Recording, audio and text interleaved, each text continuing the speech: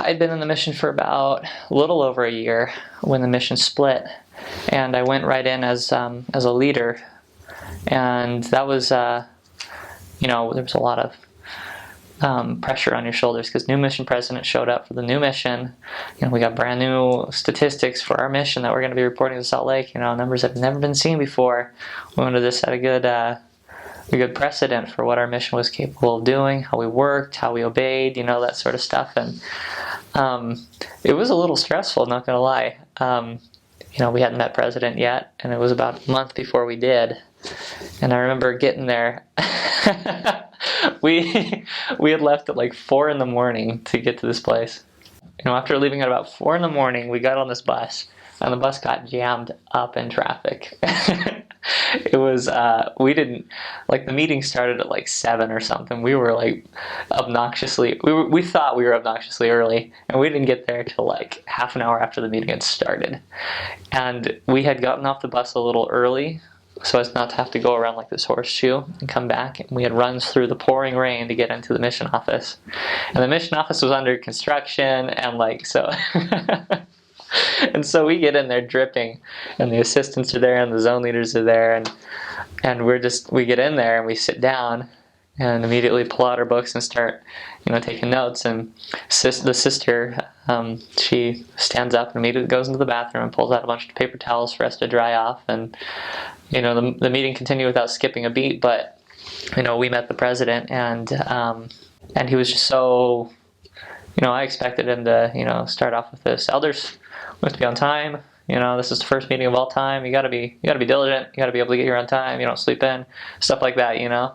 But he was just so soft spoken, and he had just this. It was such a different, not different, but so new and so personal a vision for the mission.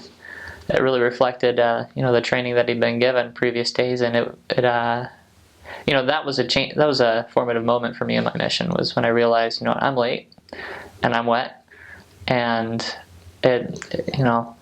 he just shrugged it off, and the mission, the meeting kept going like it was going, and it was nice.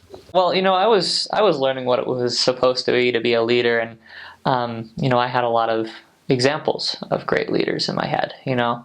I am still a huge fan of, say, Ernest Shackleton, the Southern Pole explorer who crashed his ship and got all of his guys out alive after like 4 years of being stranded down on the South Pole with no contact and minimal provisions. I mean, that was cool. I looked at him like that's the sort of leader. The guy, when he finally got to safety, he refused to shave or eat or bathe or anything until all of his men were picked up from where they were. I was like, there's something there to apply to the mission field, And so there were a lot of other leadership examples that I had seen as a younger person, and it took me a little while to realize that, a mission leader, a Christian leader might not be exactly like those people.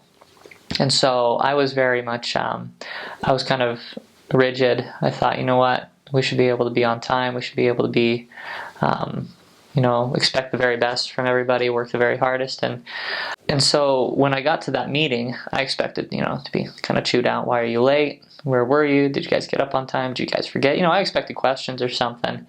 As we're running into the meeting late, dripping with water, and the new mission president, he didn't do any of that. His wife, the sister, went off and got us stuff to dry off with, and he didn't really even shun us in the meeting either. I expected to kind of be like, you're under castigo. You're punished right now because you arrived late. You don't get to contribute. He asked us questions. He praised us for our work and everything. It was as if we had come in on time and dry. And I always, almost worshipped my mission presidents. You say worship, and it's like, no, you didn't worship your mission president. But, I paid really close attention to everything they said. I tried my very best to make sure that they were successful. And so, I watched a lot of the stuff he did, and I tried a lot to be like him, especially after a mission president change. When you have this relationship with one mission president, how he likes to see the work done. The sort of things he'll say, to your questions. Having a brand new mission president and a brand new mission with so much ahead of you, and sky's the limit because you've never done it before, sort of thing. It was interesting to see that coming in on what I thought was just this huge failure, being half an hour late to the very first meeting and dripping wet. He, didn't even faze him. He was like, "Yeah, you guys are doing great. What are you doing to make the work better? Can I help you do anything else?" And you know, didn't chew me out at all, which I expected. Not because the other mission president did it. I just, I was confused. I was a confused young little leader.